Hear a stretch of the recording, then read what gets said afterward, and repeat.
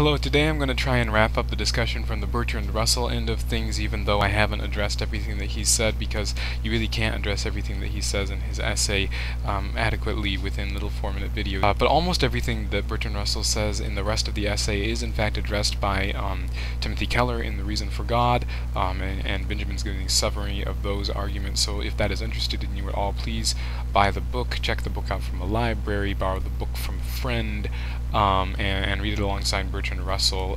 The ideas will play off of each other quite well, I think. One thing that I wanted to note was Bertrand Russell talks about how churches sometimes, in the name of morality, do things that are completely lacking in natural sympathies. He says, supposing that in this world that we live in today, an inexperienced girl is married to a syphilitic man. Now, syphilis is an STD. In that case, the Catholic Church says this is an indissoluble sacrament, referring to the marriage. You must endure celibacy or stay together, and if you stay together, you must not use birth control to prevent the birth of syphilitic children.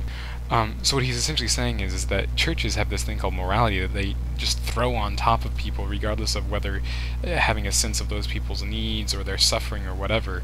And he uses this as one of his arguments against faith, which I think is interesting because it's actually an issue that Jesus himself dealt with in passages such as Mark chapter 3 verses 1 through 6 that I have a link to. Jesus heals a man's hand on the Sabbath, and he's confronting a group of religious leaders who have a sense of morality of you just don't do stuff on the Sabbath, that causes them to be senseless to the suffering of this man who has a withered hand. But Jesus says, okay, is it lawful on the Sabbath to do good or to do harm, to save life or to kill? So Jesus is doing the same thing that Bertrand Russell is doing. He's saying, like, look guys, compassion is more important than just doing what the law says, which is a deeper form of morality that is actually at the heart of Christ's teaching, that it's about the inner way of the heart, not just keeping the outward law. So I think it's interesting that Bertrand Russell and Jesus are actually sort of at the same page with their problems with religious leaders at that point.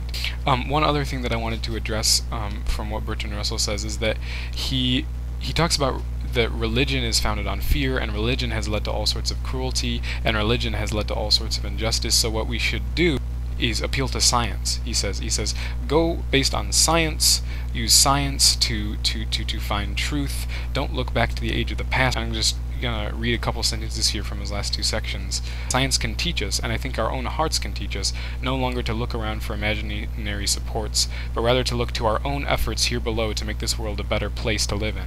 It needs hope. The world needs hope for the future, not looking back all the time toward a past that is dead, which we trust will be far surpassed by the future that our intelligence can create. Now the thing is that Bertrand Russell says, okay, so if you just get rid of religion and go by science and essentially have a secular attitude about things, then that will make the world a better place, and we can trust ourselves to do that. Yeah, but that was tried. That was tried in the USSR. That was tried in China. Atheism also produces injustice. Atheism can also be turned around to beat people down and destroy what is good in the world.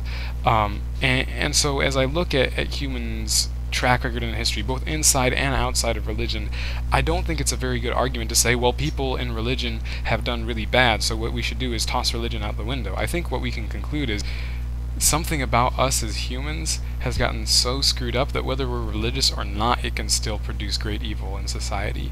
And I think we're going to have to look beyond the sort of cheap trick of saying, you guys have done bad, so let's abandon your beliefs, and say, okay, we've all got mud on our faces.